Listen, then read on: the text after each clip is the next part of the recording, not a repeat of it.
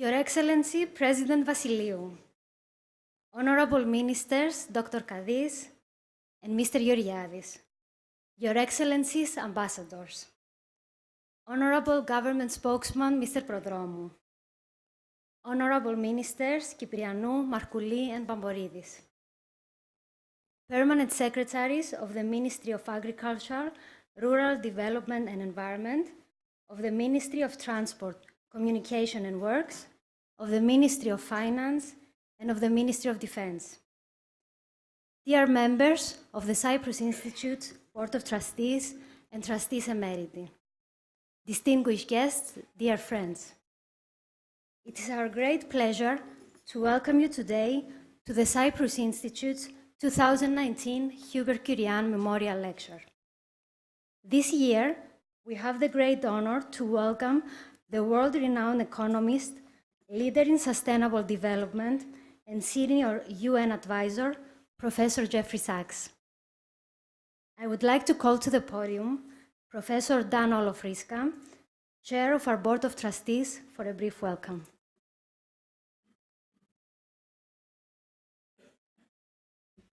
President Vasiliou, Excellencies, colleagues, ladies and gentlemen, it's a great privilege for me to be able again to open the session for the annual Hubert Curien lecture of the Cyprus Institute.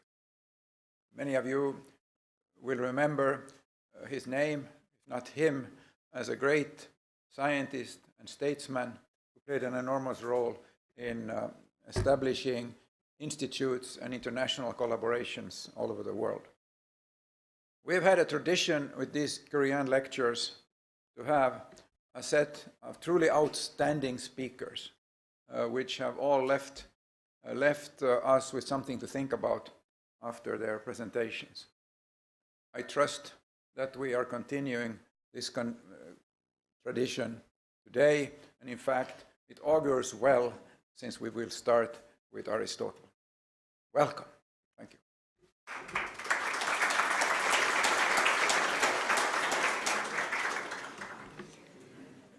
I'm honored to invite to the podium the Honorable Minister of Agriculture, Rural Development and Environment, Dr. Kostas Kadis, to deliver his address.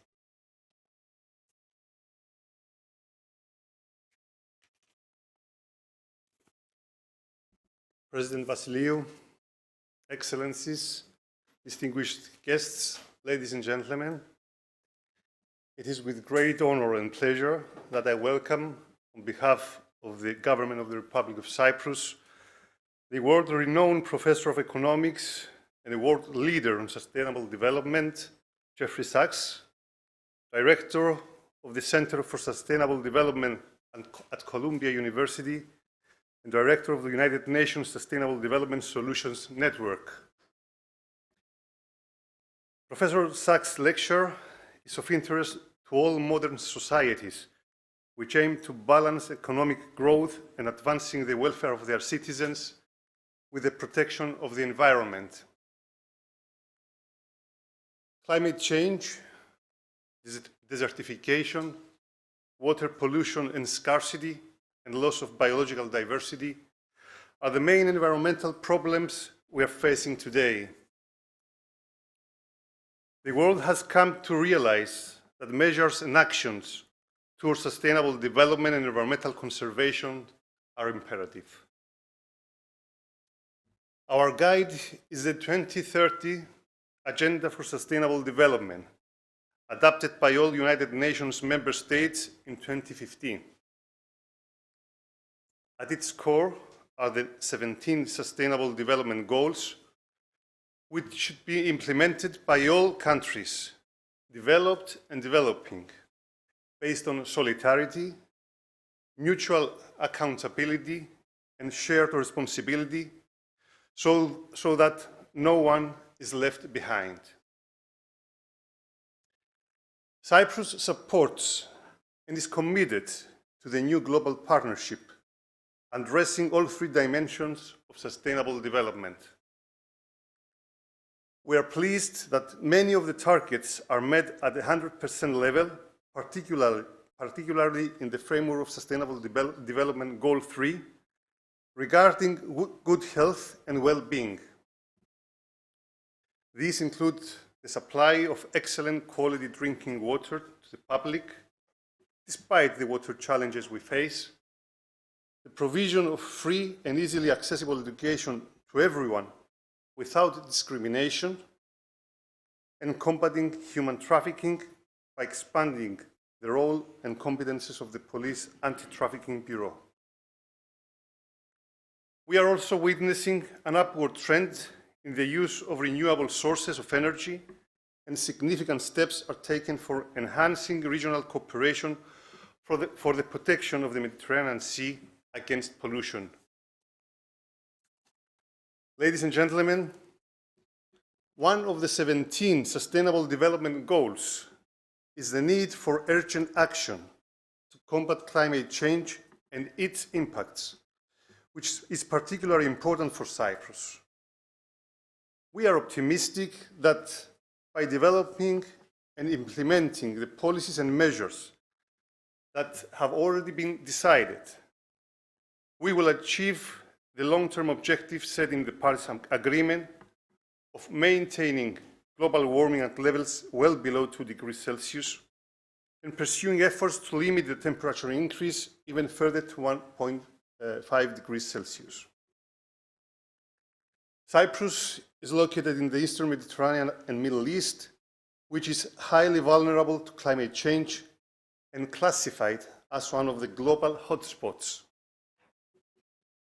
With this in mind, and following the International Conference on Climate Change in the Mediterranean and in Middle East, which took place in Cyprus in May last year by the Cyprus Institute, the President of the Republic of Cyprus expressed his vision for Cyprus to undertake an international initiative and coordinate the efforts of Eastern Mediterranean and Middle East region to ameliorate climate change and its impacts.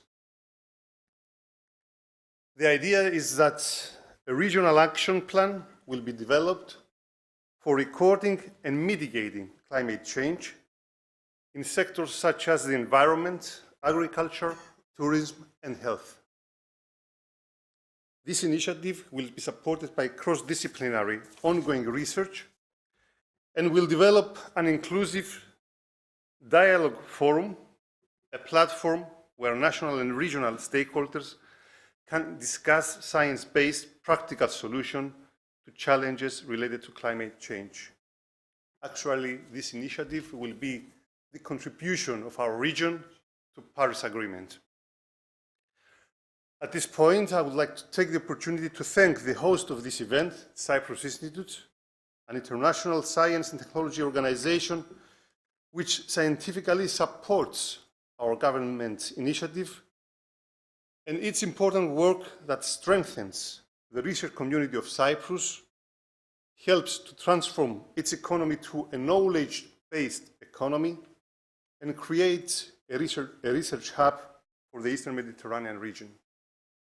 Dear guests, I'm sure that today's lecture by Professor Sachs will broaden our thinking and understanding in such a way that we can enrich our vision and strategies for the benefit of our society and for the future generations. Thank you.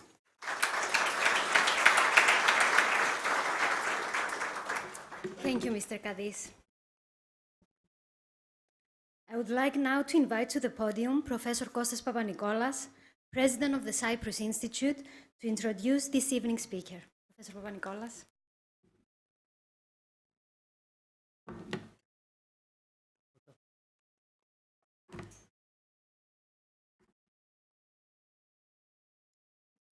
President Vassiliou, ministers, excellencies, guests.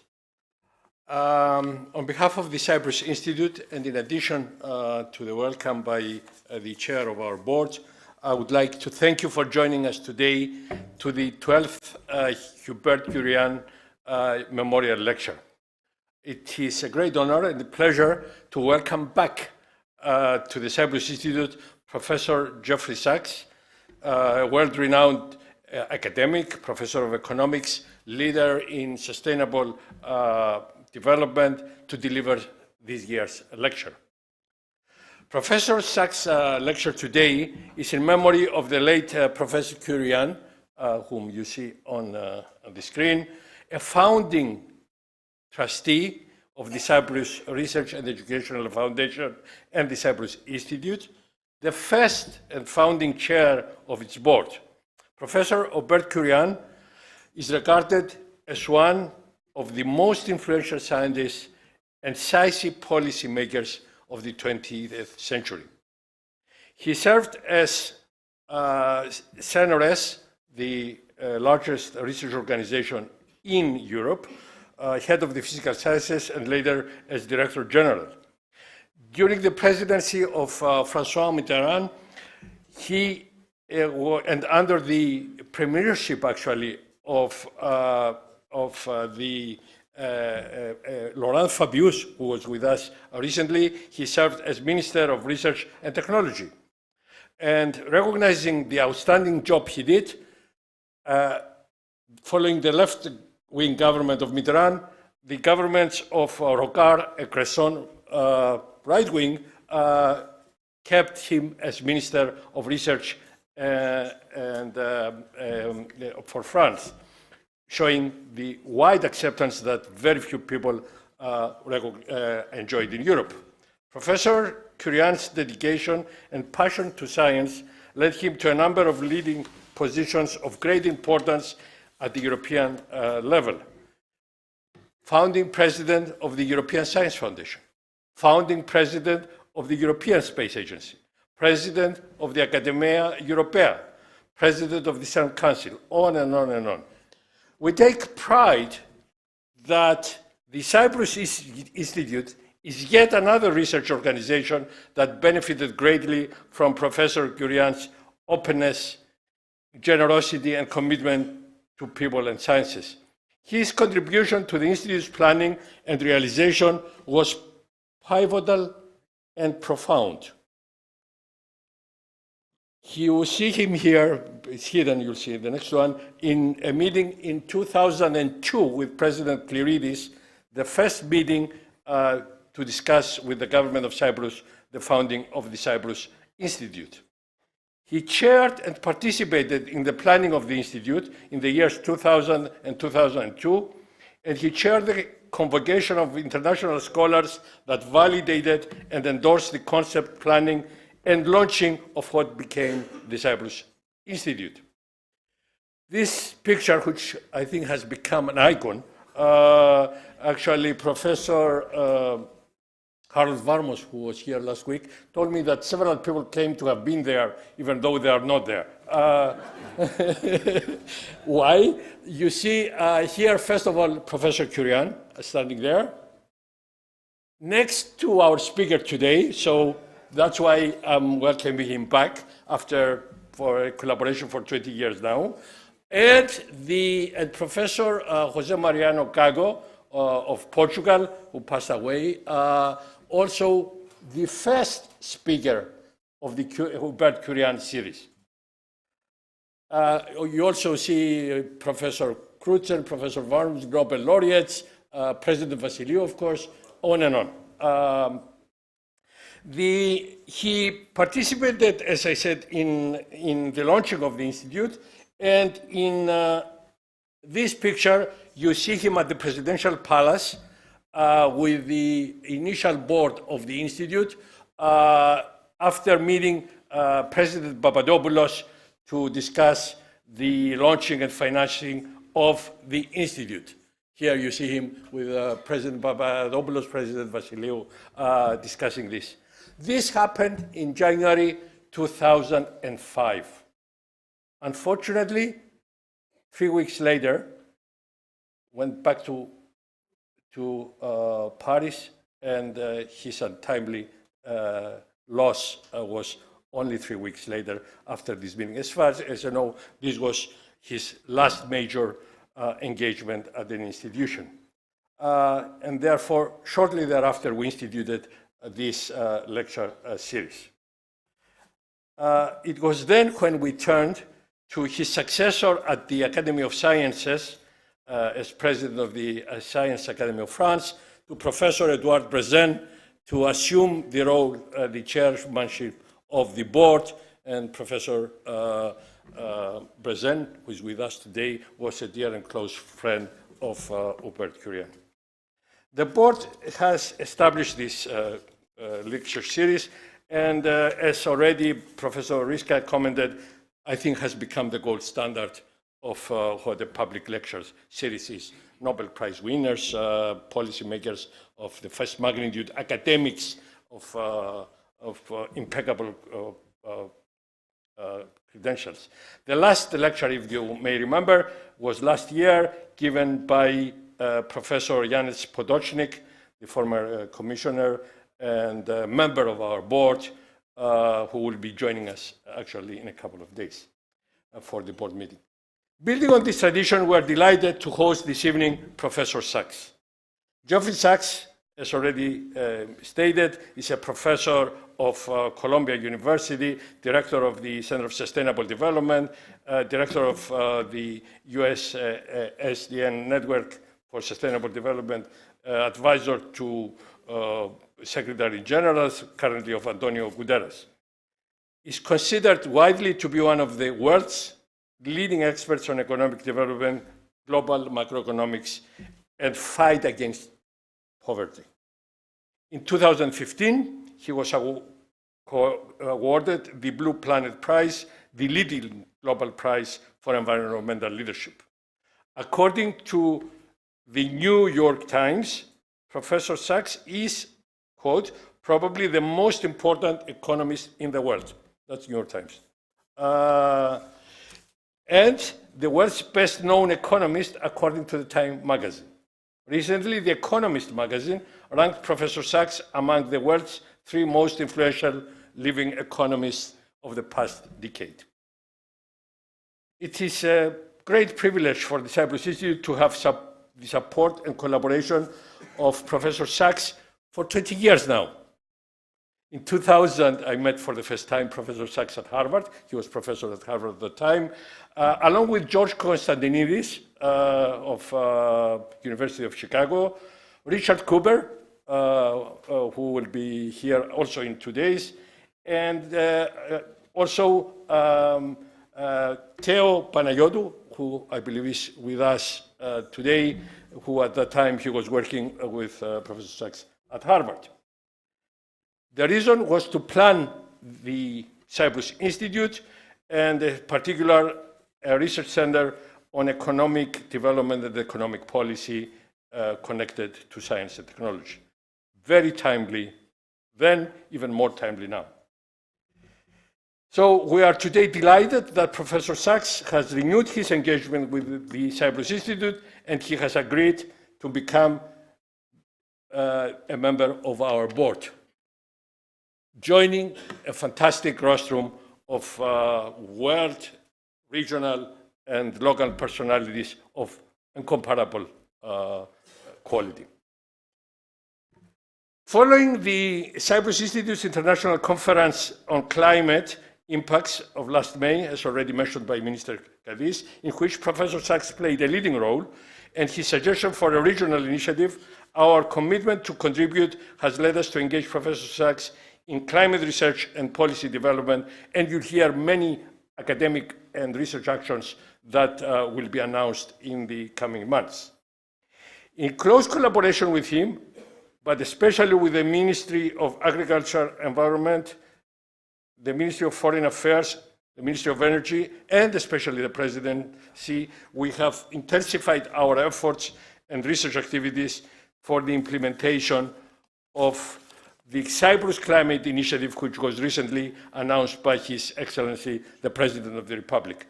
Actually, the principal reason why Professor Sachs is here this week is to meet tomorrow the President of the Republic to discuss how to advance his bold initiative for a regional coordination of the Eastern Mediterranean and Middle Eastern countries to mitigate the impacts of climate change. We are certain that this collaboration will be extended further and will be able to have a meaningful contribution towards this lofty goal. I will repeat, it is an honor, it's obvious, to host Professor Sachs' lecture, Eudaimonia in the 21st Century, looking to Aristotle for new solutions, sustainable development through an ethical lens. Professor Sachs, the podium is yours. Thank you very much.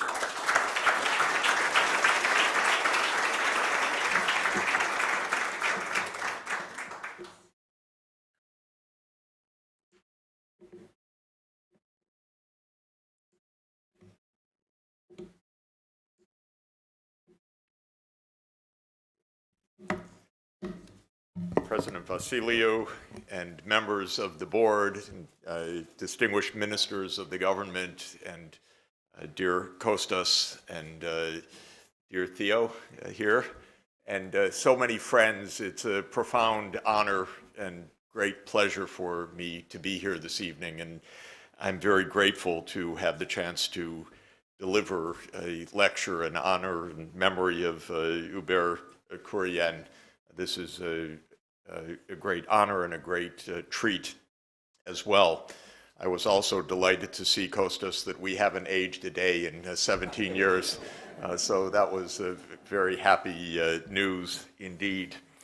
And as our chair, Professor Riska, noted, it's always right to start with Aristotle, especially in an evening that we're giving a memory to a great scientist and a great policy leader, Professor Curien. That combination, we know, is rare and extraordinarily valuable. It was observed by C.P. Snow 60 years ago that the division between government and science was one of the fundamental crises of our age. And finding that bridge between science and politics is therefore extraordinarily important. But with Aristotle, not only did we have the bridge of science and politics, we had the inventor of science and politics in one person.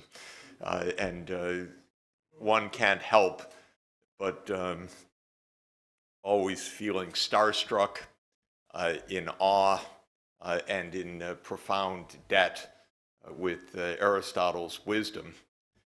2,350 years ago, he wrote some awesomely good books.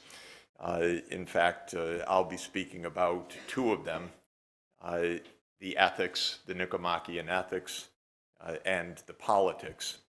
These are notable in a couple of ways, I believe. First, the Nicomachean ethics invented the science of ethics, and the politics invented the political science. They established these two areas of thought. That's good. You dream of not quite achieving that, but of doing something even a tiny bit like that. But there's another point about those two books, I think, which is that they are the best books ever written about ethics and about politics. So they're not just foundational books, they are the best books, in my view. If you want to understand ethics, there is no better place than the Nicomachean ethics. It has aged well in 2,300 years. And if you want to understand politics, not politics as it is today, but politics as it should be, that is the politics. These were also put together. These are two texts that are one work, actually, which is unusual as well for our time, because ethics is not exactly the first word that jumps to mind when you think about politics in our age. But Aristotle insisted that ethics and politics were completely conjoined, and that one could not think about politics other than in ethical terms, because politics was the action of the polis, of the community, for the common good. And that is the right and basic conception of politics, and the one that is so crucial to recover for us today. Eudaimonia is also the crucial idea that we need to recover today. Eudaimonia is Aristotle's term, the term of his age for well-being or flourishing or thriving in society.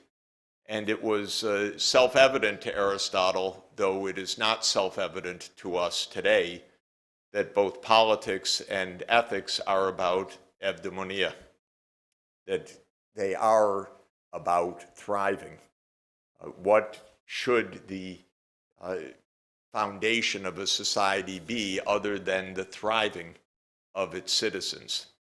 And this is such a basic, correct idea, but I'm going to describe, I hope in this lecture in an interesting way, why and how we lost that basic idea somewhere along the way of our intellectual and practical pursuits. Indeed, I reach back to Aristotle myself in thinking to help answer a puzzle. And it's good to put the puzzle in front of us, I think, at the start. Why are we at the verge of wrecking the planet now with climate change, with the destruction of biodiversity, with conflicts, after all, such as the one in Syria that destroyed part of a heritage that had survived for 2,000 years, Palmyra, for example, and why in our generation are we on the verge of destroying all of this?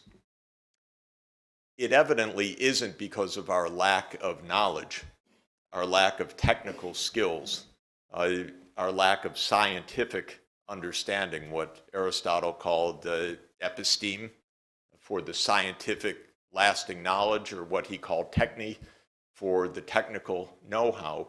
We have every means to solve these problems. We have every needed technology at hand to head off human-induced global warming at almost no cost and at huge savings of risk and degradation. It's not even a heavy lift. It's not heroism needed on our part. It's not fundamental changes in our lifestyles or living standards, in fact. The amount of adjustments needed, I would argue, are actually very, very small.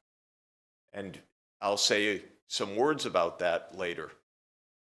Similarly, we're at a time where we could absolutely end extreme poverty, as called for in the Sustainable Development Goals that the minister referred to just a few minutes ago. That wouldn't require heroism. That wouldn't require a revolution of human understanding or a new humanity. It actually would require small fractions of even 1% of our global output per year redirected towards the needs of the world's poorest people. No heroism required. And yet hundreds of millions of people struggle to survive day by day on the planet.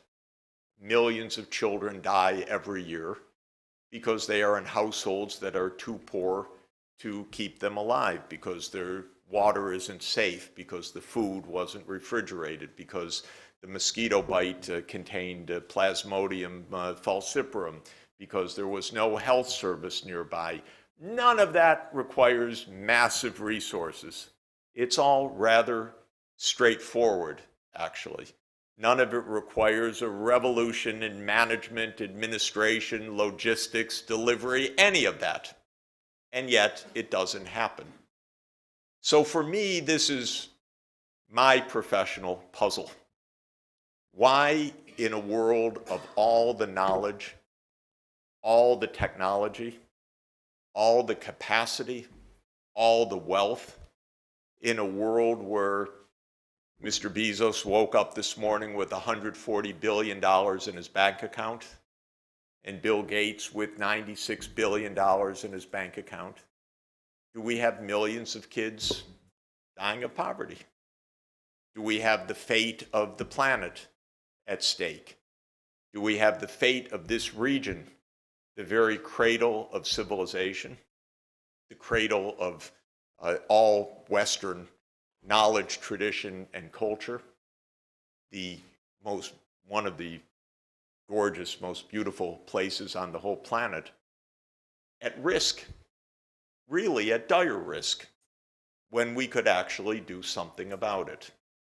This, to my mind, is a puzzle that is pretty significant to sort.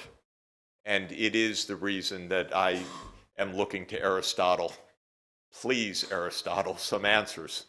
And I think he offers some answers for us that are quite significant. Understanding how we came from Aristotle's wisdom to where we are today and how we can recover from that wisdom, a path forward, is extraordinarily important. You will recognize this. It is my favorite picture of all painting in the world, the School of Athens, and a lot of wonderful figures in it, from Socrates, of course, and Diogenes, and Euclid, and many others of the great schools of Greek thought. But it's these two gentlemen at the core that I, of course, want to focus on. And we have Plato and Aristotle at the very center of Western civilization. And I think notably carrying books, because that also is at the center of Western civilization. Plato is carrying his dialogue Timaeus, and Aristotle, you can see, is carrying the ethics, Nicomachean ethics, painted by Raphael in the stanzas in the Vatican in 1511. And there isn't a time when we're at the Vatican that I don't like to go early in the morning and stand there in awe of this painting and take a deep breath of Western civilization, all magnificently captured by Raphael's own genius at the height of at the Renaissance. So what is in that ethics? What were Aristotle's core ideas of the Nicomachean Ethics and the companion volume, The Politics? The core idea was eudaimonia, that the good life was the life of thriving, that was the telos, the end purpose, the goal of humanity. And eudaimonia was his term for the highest good of a good life. Aristotle created the science of biological psychology as well, and Eudaimonia, another of his classic works where he founded a whole discipline. And Aristotle's theory of humanity and its telos was based on his theory of the soul. But by the soul, he meant the psyche, the psychology of human beings. And in Aristotle's vision, there were three parts of the soul. The reproductive appetite, he called it, the perceptual and action appetite, and the rational part of the soul. The first, the reproductive, he said, is common to all plants and animals. the perceptive part of the soul, and the ability to move and to make actions was shared with animals of all species of animals. But what was distinctive and the telos of human beings was the rational part of the psyche. And for Aristotle, the cultivation of the rational part of our psychology was the highest purpose and the way to achieve the good life, the Eudaimonia. To do that, Aristotle said we should, as individuals, cultivate virtue arete. Forgive me for mispronouncing any of the Greek, but arete, the ancient Greek concept of virtue, means essentially excellence, to cultivate the human excellence. And virtues should be cultivated in many directions, and certain of the virtues were absolutely essential for eudaimonia. Of course, Aristotle most famously said that the virtues are the mean between excesses, the excesses of deficiency and the excess of surplus. And so the virtue of courage would be in between recklessness, foolhardiness on the one side, and timidity on the other side. It was the mean or the path of moderation between these excesses. Aristotle famously said, enjoying physical goods, wealth is a good thing. The deficiency of wealth, poverty, was absolutely a barrier to the good life, he held. But on the other hand, the mere pursuit of wealth was the excess on the other side, which would lead to nothing more than the animal instincts, the craving and the wanting that would not lead to a good life. But it was the balance between poverty and denial on the one hand, and a life of material, following material wants on the other, that is the virtue. Of course, Aristotle also had a famous full book of the Nicomachean ethics on the social virtues, on friendship and justice, because it was Aristotle who said fundamentally that man is a social animal. He said that any person who would live alone would either be a beast or a god, and that all of us need sociality as a fundamental feature of our goodness and a fundamental feature of our human thriving. And he talked about the various kinds of friendship and, of course, the virtue of justice as core to our interpersonal relations. For Aristotle, the highest virtue was practical wisdom. Practical wisdom being the ability to make the right life decisions in the actual context and complexity of life.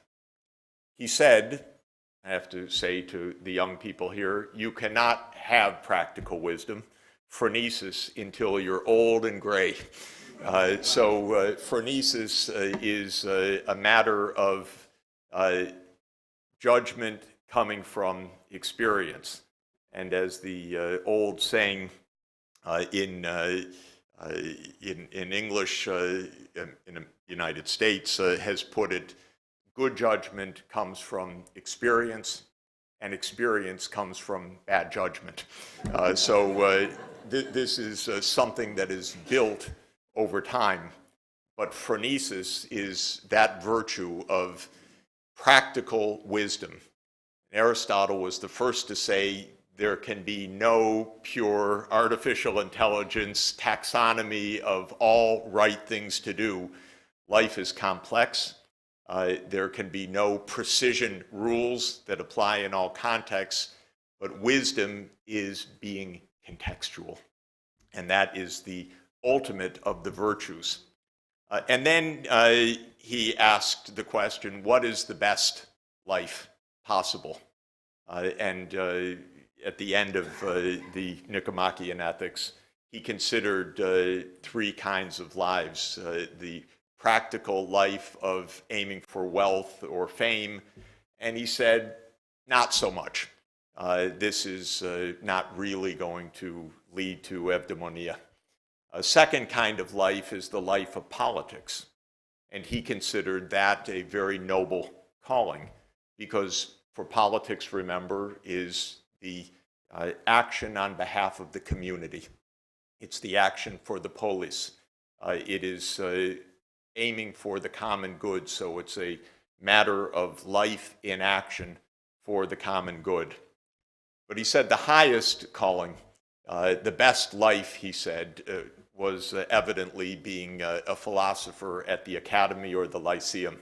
And as an academician or as an academic, I can say I think he was onto something good. We shouldn't let out the secret, but it's a wonderful life, the life to be able to think and reflect. But since Aristotle held that our telos was our rational soul, our unique human capacity at rationality, he said the life of contemplation would put that in the highest calling. And he was following Plato, his teacher, in that, and also anticipating later reception of Aristotle by Christian philosophers who viewed contemplation in God, in spirituality, in the universe, in the cosmos, as being the ultimate connection of individuals with also the creation. And this is a tradition that is deep in our Western thinking. And then finally, in his principles of eudaimonia, is the idea that politics is vital for achieving human thriving. Politics is a noble activity. It is an activity of the city-state as he envisioned it. The city-state itself depends on the virtues of its citizens. So Aristotle in the Politics, following the brilliance of Plato in the Republic, talks about the reciprocal nature of politics requiring virtuous citizens in order to produce the right results, and a fundamental role of politics through education, mentorship, example, to induce the virtues of the young in the community. And so he saw the linkages of virtue and politics as being necessary for politics, and politics being absolutely necessary for the virtues of the society. So this is his unique, the vision of the rational soul as the unique soul of humanity. And the four highest virtues, the arete, most important for us to note, are first, phronesis, practical wisdom, as I described it, the ability to make the right choices in life circumstances. Dikaiosune,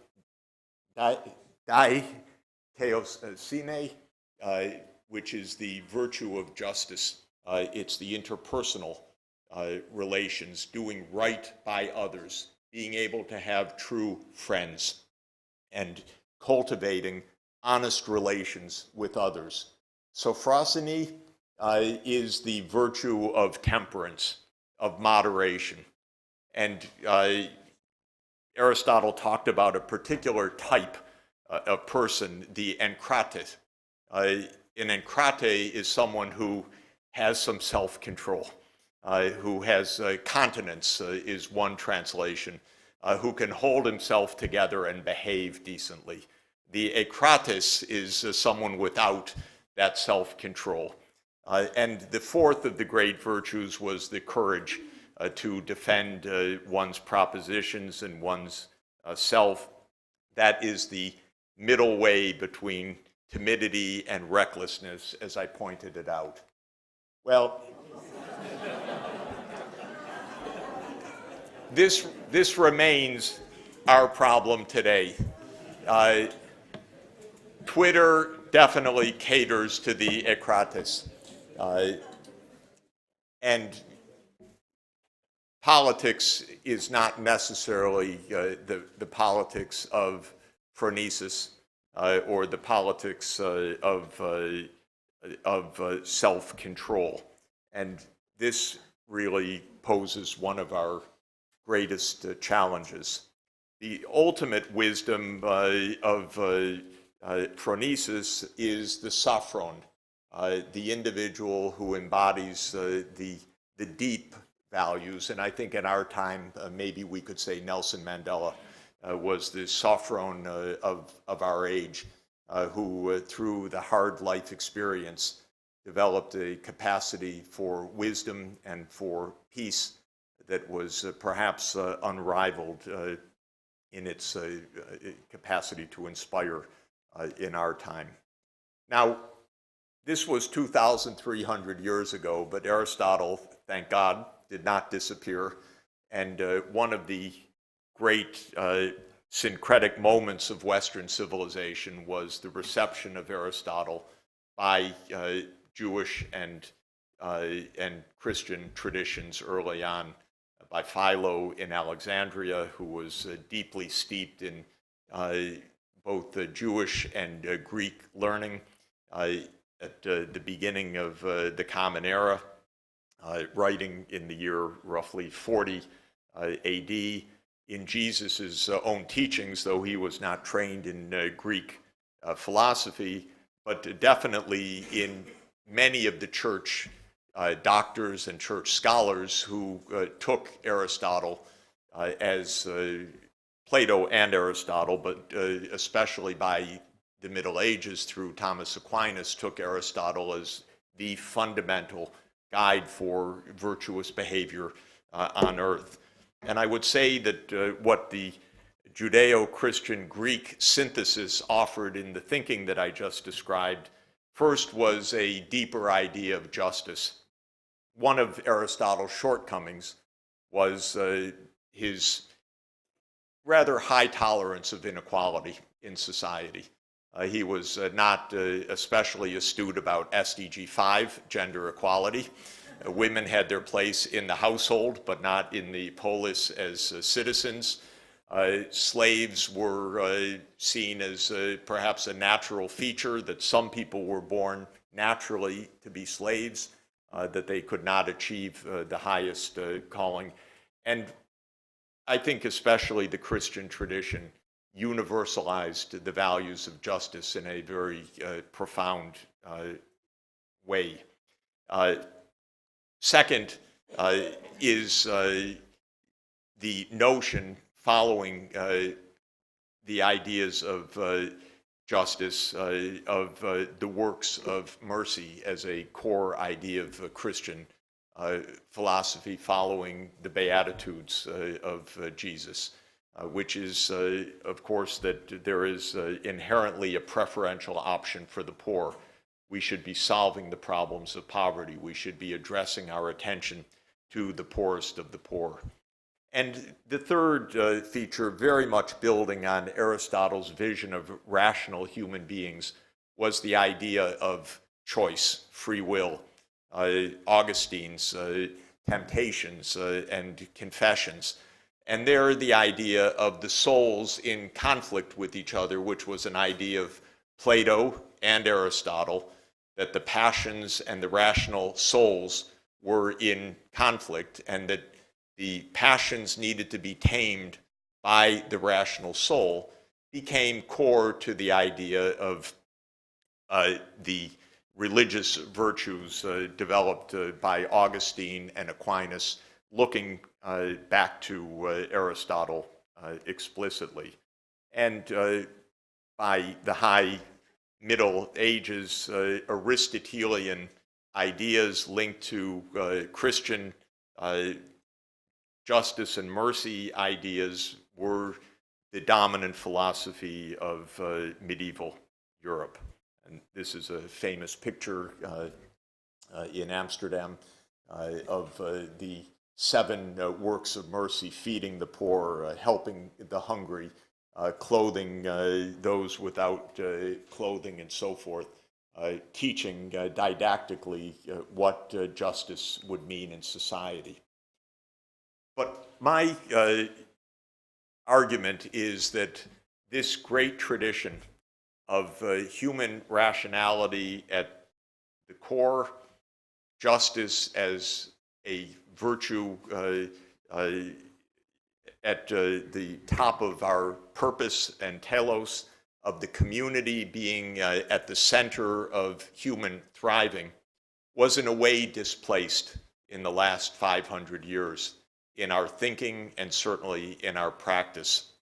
And we went from the Aristotelian notion of man as a social animal and politics as a striving for eudaimonia to an idea of human beings being individualistic and egoistic, and as politics being a struggle for power. And so we separated strongly community and individuals, to the point where Margaret Thatcher famously declared at one point, "What is society other than the sum of individuals?" An idea that put Aristotle completely upside down. And in fact, in the politics, Aristotle says community comes first, individuals come after, because how could a part be above the whole? He said there's the body first, and then there are the hands, the limbs, and so forth. You can't speak of the limbs without speaking of the body. You can't speak of individuals without speaking of the community. But that idea got displaced by a radical individualism and the idea of politics for the common good. Well, we're not exactly there these days. And there are many theories, but one theory that is prevalent in the United States is that politics is inherently evil. The public choice theory is politicians are only potentially corrupting, self-seeking behaviors, and that politics should therefore be the minimum possible needed. And that, of course, is the underpinning of classical British liberalism. Well, where did those ideas come from? Because they're so different from the great traditions of Aristotle and Christianity, indeed, until the Middle Ages. And I believe that one can trace a profound intellectual shift to the beginning of the 16th century. That was an age of turmoil and change like ours. Suddenly a new continent or 2 new continents had been discovered. This was not supposed to be happening. Copernicus wrote early in the 2nd decade of the 16th century the heliocentric theory.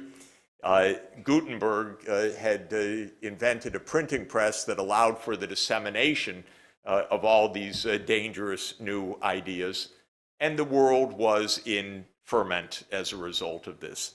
And within a short period of time, this ferment spread to the ideas of ethics and politics. Machiavelli, of course, wrote The Prince in its first draft around 1513, actually, arguably as a job application to the new Medici rulers of Florence after Machiavelli had lost his job in a previous regime change. But the Prince's idea is politics as power. Politics is what you have to do to stay in power. And so the handbook of politics became the handbook of managing power and the competition of power. Luther, of course, not only overturned the unity of the European Church, but also argued a radical individualism. The church as a structure needed to be banished because all salvation depended on an individual's relationship with the Creator. Solo fides, only by faith, individually between an individual and the Creator, not mediated by a church, and dependent on the Holy Scriptures, would salvation be achieved. The radical nature of this is astounding. It is a radically individualistic view. It is radically against good works, quite explicitly, because Luther said, don't bother with the good works. This isn't about society anyway. This is about your faith in your Savior and the good grace of the Savior to save you or not. And so this is a radically individualistic view. Calvin, who followed Luther in developing Protestant thought one generation onward, especially in Geneva, added the idea that with predestination and salvation depending on God's grace rather than your own works, all human beings could do is search for clues as to whether they would be saved. And he decided that a hefty bank account was a good clue. If business was good, you were probably doing something right.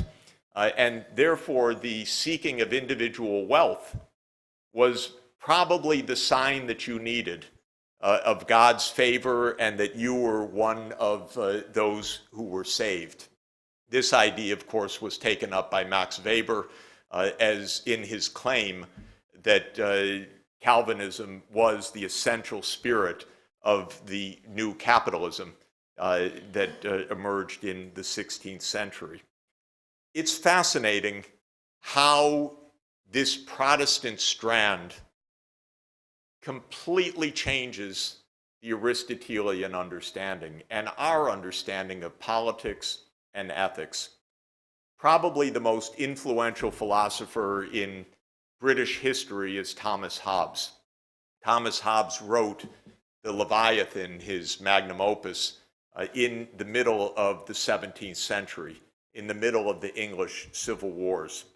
His psychology aimed explicitly to overturn Aristotle, who he ridiculed and claimed was completely wrong in his vision, because Hobbes's basic point was we are not social animals. We are individualistic. Indeed, the state of nature, he claimed, was solitary. Of course, this is completely wrong anthropologically, but it made for interesting reading and interesting argumentation. And Hobbes wrote famously that life in the state of nature is solitary, poor, nasty, brutish, and short. In other words, the state of nature is that we kill each other. And Hobbes's idea was that there is no moderation. We all want maximum treasure. We want maximum wealth. We want maximum fame. We want maximum power. And that there's no restraining that. And the only restraint, therefore, could be the Leviathan, the strong government, whose role is stop each of us from killing the other. Nothing could be further from Aristotle's vision. Aristotle's vision is we are inherently, our nature is rational, our calling, our telos, is moderation, our thriving is social, and now Hobbes is saying we are individualistic, we are inconsolable, we are immoderate inherently, and only a strong state can kill us, can stop us from killing each other. And that became the center of British philosophical thought. He became the line that influenced all of the succeeding British thinkers, John Locke, David Hume, Adam Smith, starting a very different and non-Aristotelian tradition. David Hume, writing in the middle of the 18th century, again considered the greatest empiricist philosopher of early modern England, writes the following: reason is and ought only to be the slave of the passions, and can never pretend to any other office than to serve and obey them. This is an astounding interpretation. For Aristotle, the psyche had the three components, but considering the appetitive component and the rational, these were in competition, and both Plato and Aristotle said rationality needs to control the passions. By the time we get to Hume, following Hobbes, the passions are everything. Reason is a poor, weak slave of the passions, and there's nothing that can be done about it, and even nothing that ought to be done about it. And Hume has a statement in this treatise on human nature that says it's perfectly rational for me to be as concerned about nicking my finger as the lives of thousands halfway around the world in Asia. And of course, this is the farthest possible from ethical thinking in my view, but it is the idea that we are driven by the passions and that reason may be an illusion, it may be an ex post rationalization, it may be a confabulation, which is what some neuroscientists sometimes say, but that it cannot be the leader of our soul. And this, again, was a key feature of British thinking. Two more thinkers add enormously to these ideas in the 18th century in England. One is Bernard Mandeville, who is actually a Dutchman who settles in London and writes a poem of incredible wit, genius, mischief, and influence called The Fable of the Bees. And then he influenced heavily Adam Smith in The Wealth of Nations. The idea of the Fable of the Bees by Mandeville is a paradox. In The Fable of the Bees, Mandeville writes of the treacherous, duplicitous, egoistic bees who are struggling for their fame and wealth, but in doing so create a hive of tremendous prosperity. And so the paradox is individual passions leading to national wealth. And one of the famous parts of this poem says this: thus every part of the hive, thus every part was full of vice, yet the whole mass a paradise. Flattered in peace and feared in wars, they were the esteem of foreigners, and lavish of their wealth and lives the balance of all other hives. Such were the blessings of that state, their crimes conspired to make him great. And virtue, who from politics had learned 1,000 cunning tricks, was by their happy influence made friends with vice, and ever since the worst of all the multitude did something for the common good. So the idea is that evil produces good. Vice leads to virtue. Egoism leads to wealth. This is the first statement of the invisible hand. Go for it. Follow your desires. By doing so, you will produce wealth, power, and influence. It is the text of Donald Trump, apparently.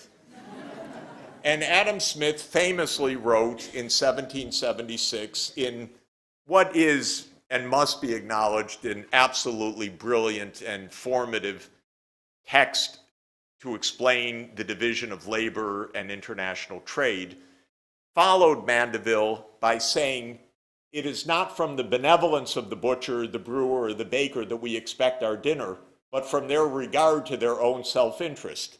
We address ourselves not to their humanity, but to their self-love, and never talk to them of our own necessities, but of their advantages.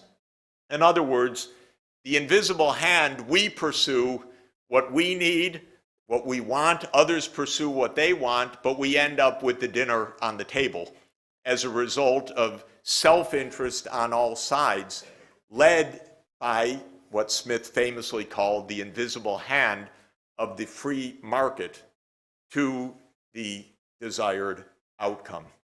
So you see how Aristotelian thought, starting from sociality, from temperance, from justice, evolved in this particular tradition, starting in the early 1500s, to a vision of let it all go.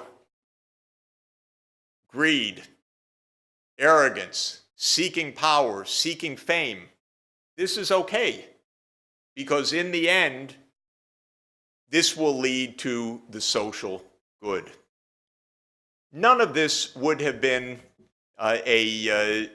more than a footnote in history, but for the fact that Britain ended up ruling the world.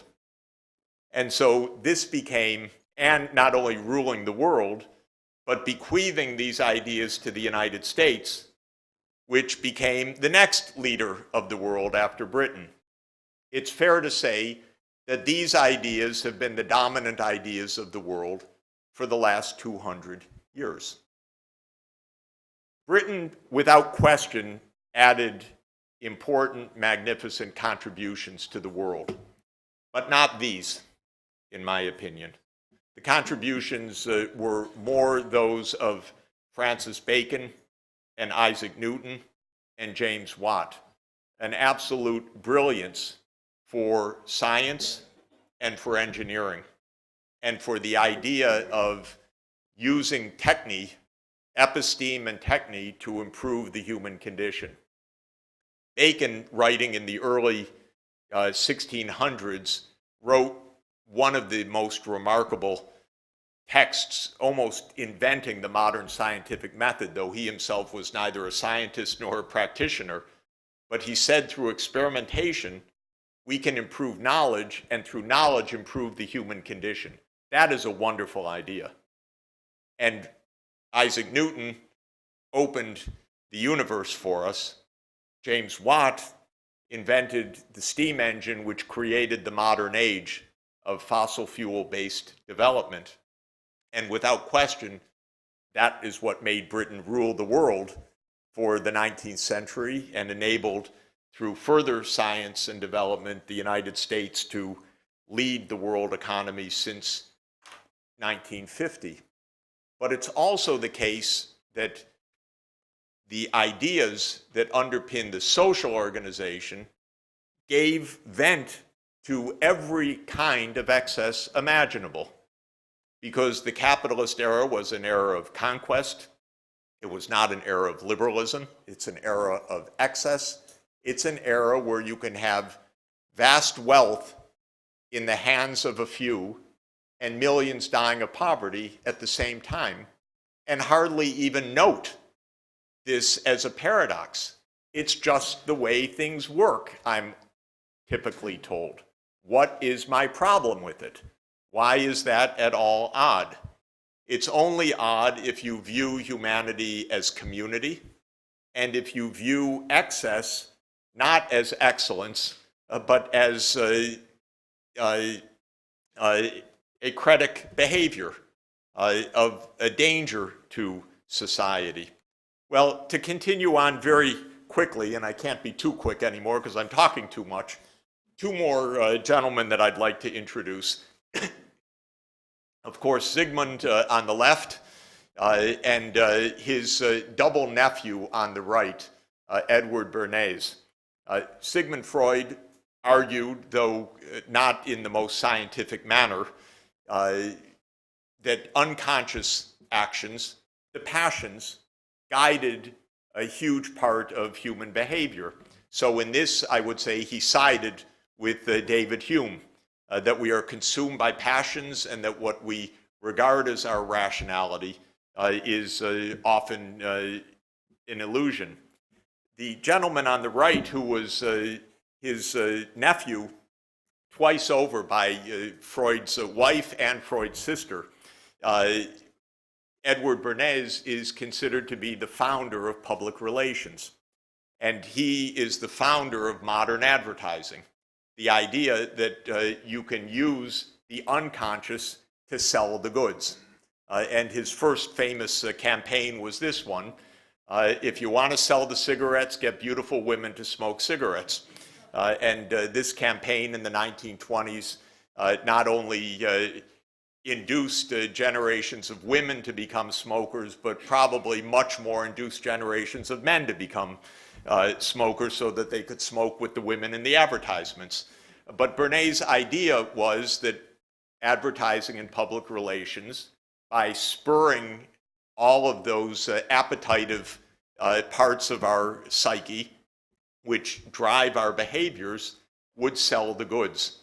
And this free market economy is therefore a market economy heavily driven by the very ingenious manufacture of desires. Advertising is $1 trillion business.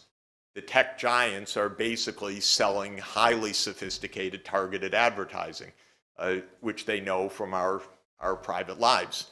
And so this is, in a way, the follow-up to these ideas of Hume. Neuroscience enters the scene only really in the last century with Ramon-y-Cajal, but especially in the post-1950 period. And two neuroscientific advances are very relevant for our discussion. James Olds led a team at University of Toronto which put the electron in the rat's brain, and by pushing it to the wrong place where they didn't exactly know where they pushed it, discovered that the rats would press a lever to death out of some kind of inducement by this electrode. What they had done inadvertently was put the electrode at the nucleus accumbens, which is the receiving end of dopamine, which is the neuromodulator that is produced in the ventral tegmental area and is sent to this region where the electrode was put. And what they discovered in the 1950s was rats, and then later on humans, really respond to that dopamine. At first it was thought that dopamine was a pleasure neurotransmitter. Now it's known that that is not true. But what it is a salience transmitter that makes salient conditioned behavior. And so the rats could not stop killing themselves, seeking the stimulation of their dopamine receptor cells. Kent Berridge is a current practicing neuroscientist at University of Michigan, and he has made a wonderful analysis of the circuitry of desire and explaining the conditions of addiction, which are famously, fundamentally, desire that doesn't produce well-being. In fact, it's desire that produces direct harm, and harm that is often fully rationally understood by individuals, but is still unstoppable self-induced harm. And so Berridge makes the distinction between wanting or craving something on the one hand and liking or being satisfied by that on the other hand. So it's another part of uncovering the psyche, the human motivation. It's explaining something about the passions and rationality. And both of them added to the idea of how it is that the passions can drive behavior, even to the point of known self-harm, which is what addiction is. And they have come to an understanding of the anime, of the soul, that is not unlike Aristotle's. Of course, he had no idea of the brain, and Aristotle actually believed that the brain was the ventilator of the body, and that the soul was in the heart. So he didn't even have the right organ, but he did have the right psychology. The psychology that there are different appetitive systems, or there's the appetitive soul, there's the rational soul. Now we would rephrase that as there being networks in the brain of functionality. There is no center of rationality or no center of appetite, but there are parts of the brain that are have a lead in the rational, now called executive decision making, and the executive functions of the brain are mostly in the dorsolateral prefrontal cortex, and the so-called appetitive or craving desires are in the so-called subcortical or mesolimbic systems of the brain, especially this ventral tegmental area, which pumps out dopamine, and this nucleus accumbens, which is where Olds had stuck in the electrode by accident into the rat's brain, stimulating the pumping of this dopamine. So in modern neuroscientific terms, we would understand that there are competing systems of our souls. We face the competition of the craving and what we know to be good. We face the competition of the rational, executive, evaluative functioning, and of the truly appetitive spirits. In this sense, my interpretation, I can't speak for neuroscientists, but my interpretation is that Aristotle was basically correct. What is unique about human beings is the size of our prefrontal cortex.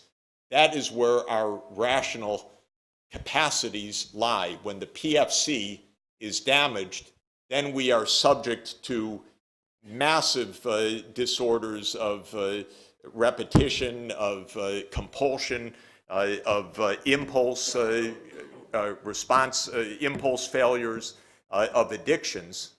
And when the PFC is strong, then the rational soul can dominate. And so modern neuroscience gives a picture not unlike that of Plato and Aristotle, in my view, but not the picture of Hobbes, Hume, and Freud and Bernays, that says that we're hopelessly irrational, but rather that we are always in a struggle.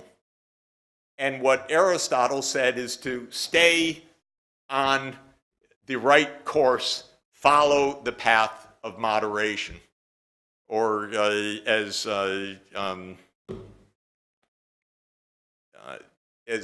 Johnny Cash said, walk the line. That's what I was trying to remember. Just don't stray too far, because you will get absolutely become vulnerable to the compulsions. We now know you'll become vulnerable to the dopamine salience of conditioned behavior, which is embedded in the dorsal striatum and other parts of your memory engrams. And so conditioning is a risk. And Aristotle's idea, condition yourself to the long-term behavior, rational choosing, executive function, capacity to contemplate, capacity to learn and develop in a responsible way, strikes me as key. So I would summarize this by saying that there are different theories of happiness. And the ancients, Plato, Aristotle, and the Stoics had the theory of Eudaimonia. And their path to happiness was the virtues, and especially the cultivation of the virtues. The medieval philosophers, Aquinas, Spinoza later on in a breakaway Jewish tradition, also followed Aristotle in this. The Anglo-American theory of happiness is what in economics we call utility. What it means is go for your desires and follow what the ads tell you is going to make you happy. go get rich, go live in absolute luxury, follow your passions. Your reason is an illusion. More fame, more power, more wealth. In any event, they're insatiable. Methodological individualism. Why should I care for that one? If you tax me, I'm your slave. I'm a free person. I can do what I want. I have no responsibility to you, to you, to you. That is American liberalism. That is the idea of one of our worst novelists, Ayn Rand, who was actually considered a philosopher in America, which tells you how far my country has gone down the deep end. But this is a very different tradition which builds on hundreds of years of this deliberate diversion and attempt to overturn Aristotelian thought. And my argument is that psychology and neuroscience now give us better and clearer understanding. And if you ask, what do we learn from modern neuroscience? What are we learning? We're learning that Aristotle and Plato were onto something, which is that our psyches are divided, our systems are complex. We have to protect our rationality. We have to understand that we are learning species. We are social species. And how we learn, how we develop, what we're taught determines the quality of our lives. And we are vulnerable massively to addictions. So our world today, and especially the United States, which was the world leader for the last 75 years, is a world of wealth without eudaimonia. The world is very wealthy, but it is not thriving. It is not a happy world. It is not achieving what we really need to achieve. In the US, there is a data finding that already was first found 30 years ago, but it has continued to be found for the following 30 years. It was found first by Professor Richard Easterlin of University of Pennsylvania, that though the United States was getting richer, it was not getting happier, where happiness was measured subjectively by how people describe the quality of their lives. So what's shown here in red is now almost 40 years of data on self-reported subjective well-being, so-called, and the blue line is the GDP per capita of the United States. And what you can see is, if anything, the US has been on a downtrend roughly from the mid-1980s until today. And this, I think, is confirmed in many, many other ways. The US has about the highest prevalence of clinical depression in the whole world. Of course, there are very big difficulties of measurement and reporting and coverage of the data, but the most comprehensive data we have puts the United States as about the highest rate of massive depressive disorder in the entire world. I would say that the US is an economy of addiction, addiction of the kind that comes from chronic immoderation. The US has 40% obesity, which is astounding. We need the Mediterranean diet. What we have instead is Coca-Cola, PepsiCo, Heinz, Kraft, Kentucky Fried Chicken, and all of the sugar additives and processing, which are absolutely addictive by all evidence. And yet it has been impossible, even with a public health catastrophe, to get a public policy response because of the power of the lobbies and the claims we can do what we want. Interestingly, recently, the city of San Francisco made an ordinance that all beverage sales of sugar beverages had to have a warning on 20% of the area of the label that beverages are beverages cause obesity, diabetes, and other disorders. The federal court just struck that down by saying it violated the free speech of the companies.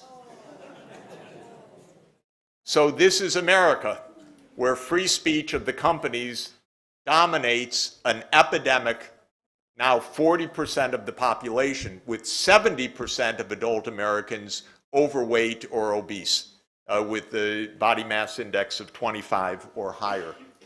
We have a massive epidemic of screen time taking place. And we know from many, many reports now that Facebook, Google, and others are not naive. They have programmed the presentation, the news feeds, the page setups for maintaining screen time. Screen time is money.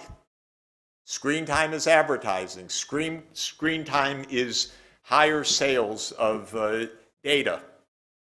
And so clickbait, focus on keeping kids attached to the screens with the likes, even with time delays in responses as shown by operant conditioning experimentation and so forth. The estimate recently is that 60% of teens are complaining that screen time is a major problem for them by their own description. So they're battling their souls. Rationally, they know they shouldn't be on it. Emotionally, dopamine salience, they're on the screen time. We have evidence of rising adolescent depression rates over the last 20 years. And it seems that the smartphone arrival in 2010 is a decisive breakpoint in the patterns, that when the smartphones came, the depression started to rise. And this seems to be the evidence of the psychologists. We have an estimated 8 million Americans with significant gambling disorders. The casinos, as all of you know, are very sophisticated psychologically. I only learned a couple of weeks ago in reading a book about this that the slot machines, contrary to what I thought was the regulatory rules, are designed that if you've lost enough times, the probability of a successful pull is pushed to nearly 1, so that there's enough reinforcement to keep the person at the slots. Supposedly, this was supposed to be illegal, that each pull of the lever was supposed to be an independent statistical draw. But there is a loophole, of course, that's called marketing, where the slot companies and the casinos are allowed to program the machines to keep the business under the marketing budget. And this is all finely attuned with expert psychology. We had 42,000 deaths from opioid overdoses in 2016. This is, again, the market economy creating addiction, literally, because one of our leading pharmaceutical companies that produced OxyContin paid doctors all over the United States to addict their patients. And when this came to light, there was a light slap on the wrist. This same company has gone into the business of anti-addictive drugs now. So it both pushes OxyContins and it pushes the cure. What better business could you have, ladies and gentlemen, to be on both sides of the market? And we have an estimated 5 to 10% of the population with compulsive shopping disorders, people who are buying on compulsion, self-described compulsion, seeking treatment, seeking help to stop the over-shopping. Probably more philosophically, we're also addicted to wealth, power, and hate. This is another part of the human psyche that I did not have enough time to talk about, but we are definitely hardwired to make sharp distinctions of us and them. And most evolutionary psychologists believe that this emerged in the competition of small hunter-gatherer tribes competing for territory, and therefore developing behaviors both genetically and culturally, that predispose to within-group bonding and out-group hostility and aggression, a fact that's very well known from social psychology. So, to conclude, what would be an economy of eudaimonia as opposed to the economy of wealth? Well, who are the happiest places in the world? By subjective report. It's very interesting to me. Consistently, the happiest places in the world are the Scandinavian social democracies. And Finland has ranked consistently in the very top. And by the way, if you say to a Finn, you're the happiest, say, no, I don't know. Very moderate, very Aristotelian moderation. I had a taste of Scandinavian moderation, which I really enjoyed, running to an airport gate to make a connection in Oslo on Norwegian Airlines. I was arriving from someplace and flying out on Norwegian Airways, and I ran huffing and puffing to the front of the line. I said, where's the business class line? And the person looked at me with incredible scorn and said, we are boarding the Norwegian way. End of the line. So this is a very different philosophy. The philosophy of Scandinavia is don't be super rich. Don't look for fame and glory outside of the community well-being. And from a practical fiscal point of view, I can say to the finance minister here and elsewhere, tax us and then spend the money properly. We want public services. And so the Scandinavian countries collect 45 to 50% of GDP in government revenues, unheard of in other parts of the world. And their politicians campaign promising, we will not cut your taxes. Because what they mean by that is we will not cut your social services. And this is something that is a very important Aristotelian feature of modern social democracy. I've been co-editing a World Happiness Report for the last 7 years with Lord Richard Layard of the London School of Economics and Professor John Helliwell of University of British Columbia. What we do is take the annual survey data of Gallup polls and then look at how countries on average rank in those surveys. Those are the data that I just showed you. And Professor Helliwell each year performs a statistical analysis to account for the cross-country differences. And what accounts for happiness or not? Well, the answer is 6 big factors. First, income per capita is definitely good. This is not a plea for asceticism. Economic development raises well-being. It explains perhaps 20% of the variation. It's not decisive, but it counts, and income matters. Health is extraordinarily important, both physical health and mental health. And mental health services are one of the lowest cost interventions that a society can have to improve the well-being of the population. Depression can be addressed. Cognitive behavioral therapy can address and successfully treat many of the disorders that I talked about, many of the addictive behaviors. That is helping cognitive, rational thinking to overcome addictions. And this is low cost and very successful. Third is social support. Societies are not the sum of individuals. We are social animals. Read chapter 8 of the Nicomachean Ethics. When people are lonely and when they're isolated, they are deeply unhappy, often to the point of death. When people have social support systems, then happiness rises. Freedom of life choices, when people are asked, can you make important life decisions? That matters. And so we shouldn't discard, of course, freedom as a virtue. It's not the freedom to exploit, it's not the freedom for excess, but it's the freedom to choose one's life course. Generosity, cultivating generosity and compassion within society makes a absolutely discernible and measurable difference. And people do not like to live in corrupt societies. They do not like it when government is perceived to be mismanaging their public goods, their communal practices.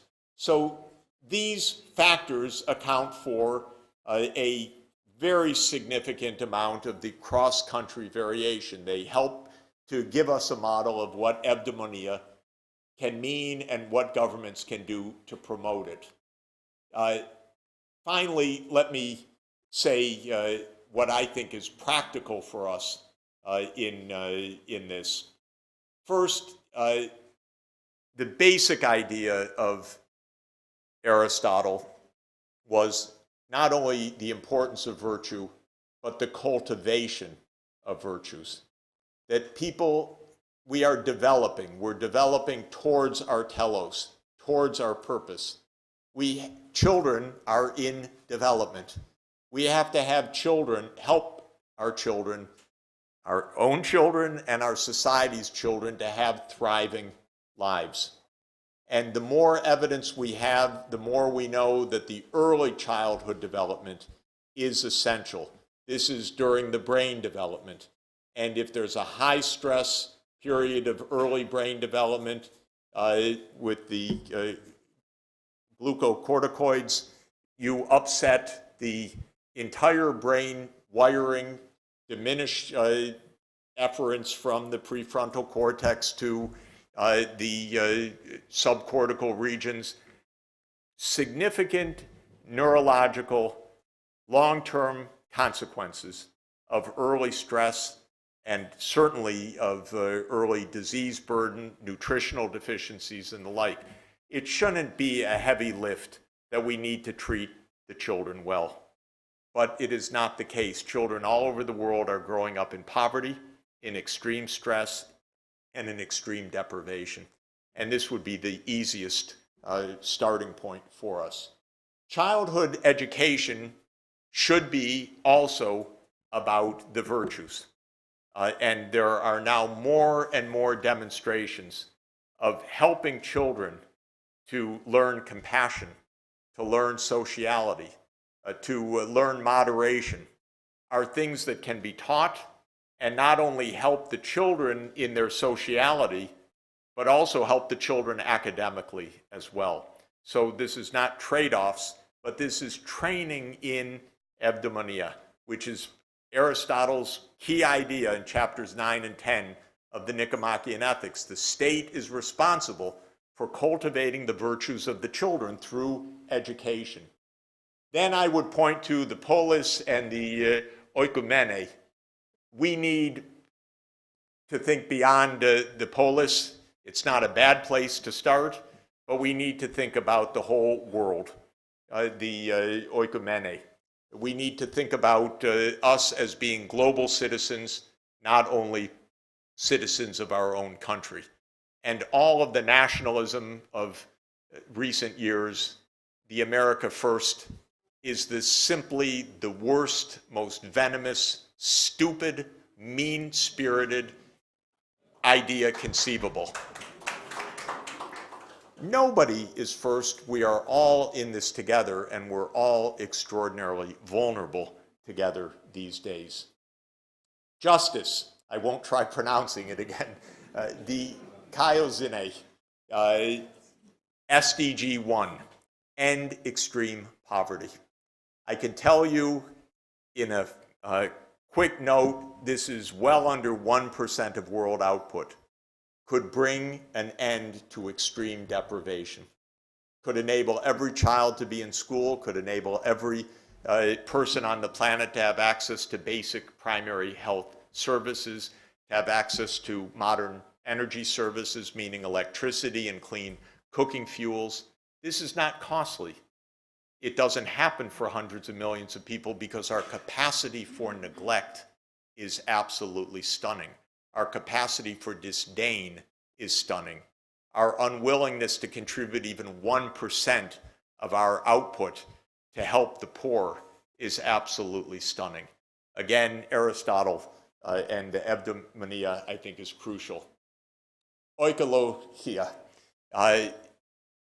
the natural environment, all the same root of the household and management, of managing nature as well in a sustainable way. Climate change can be brought under control by shifting from fossil fuels to sunshine, wind, hydroelectric power, ocean thermal conversion. I learned about yesterday in Malaysia, where there's a very high temperature gradient. Heat pump technologies can provide vast amounts of ocean of energy from the oceans. We can power the planet hundreds of times, thousands of times with the insulation, the wind that we have available to us. The costs of doing so, incremental to our current system, are small and perhaps not even incremental, not even positive. We have reached grid parity in many, many places with solar or wind power. We have developed and are on the verge of developing wonderful ways to store intermittent energy, and the Cyprus Institute is doing fantastic work in this area with the concentrated solar thermal, with the new technologies for storage. And there are many technologies of taking wind and solar and making synthetic hydrocarbons, making methane, making hydrogen for hydrogen economy. It's all absolutely ours for the taking, but we haven't taken it yet. And we will wreck our civilization if we don't make the choice. Why don't we do it? It's acratic behavior, especially of the oil industry, especially of the get-rich-quick philosophy. Here, the Mediterranean, so vulnerable to climate change, is about to develop a whole new massive amount of hydrocarbons in the Mediterranean. Is that going to be consistent with decarbonization? Not unless it is accompanied by carbon capture and storage, or better to leave it under the ground and go for the wind and solar energy, which is so wonderful in this region. And so these are the choices that are needed, and we're not making those choices now. We need an all-knowledge approach, and panepistemio, the university, was developed for this. Who invented the university? I think arguably Plato. He had the first in the academy, and the Lyceum was probably the second great university of the world. And now we have a network of universities, and we have institutes like the Cyprus Institute, and we have all the learning of the incredibly distinguished faculty in front of me.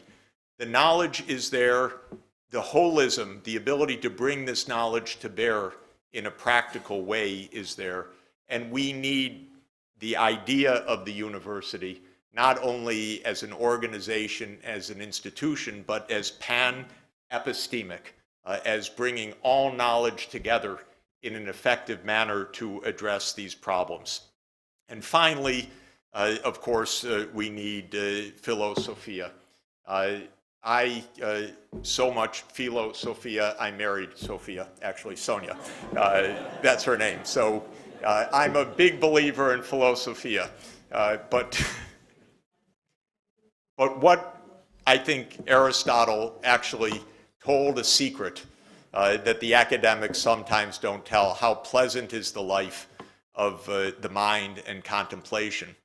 And one thing that I want to point out is we are in an era where machines will do more and more of the work. And this is often viewed, of course, with trepidation, that it could leave armies behind of the poor and the unemployed and the dispossessed. That's possible. But the idea of better and better machines doing the work means more and more potential to provide goods and services in this society. It's a positive. So how can that lead to the dispossessed? Only if a few get all the wealth. Only if we end up with Mr. Gates and Mr. Bezos and Mr. Zuckerberg and a few others capturing all the wealth. There's absolutely no reason for that to happen. I have been studying this problem carefully, and I've also determined no one needs more than $1 billion to live. Just to reassure you, there is absolutely no case for having more than $1 billion. I've looked at it closely. You need 4 homes, you need a private airplane, you need to make large bequests, but you can still do it within $1 billion budget. And so if you look at the excess over $1 billion, it's $7 trillion now of the 2,208 billionaires beyond their $1 billion. So there's $7 trillion at hand right away that they don't need. And we do need it. And so we need to think straight, because it makes no sense to leave it in their hands or to beg them for charity, because we actually need these resources to solve our problems. But the point is that in a world where the machines can make more, if we redistribute this income so that everybody can have a good life, then what will we do with our time? We will go have a cup of coffee and philosophize. We'll read Aristotle. Thank you very much.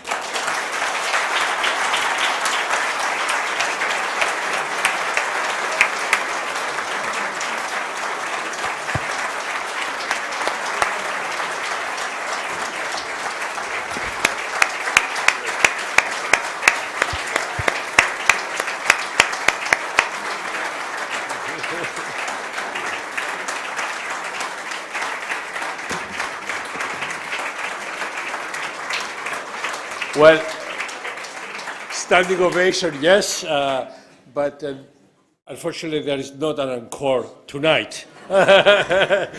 Maybe in the near future. Thank you very much. I know the hour is past, and probably we should, for that reason, not take questions this time. I would like to thank Professor Sachs for this feast.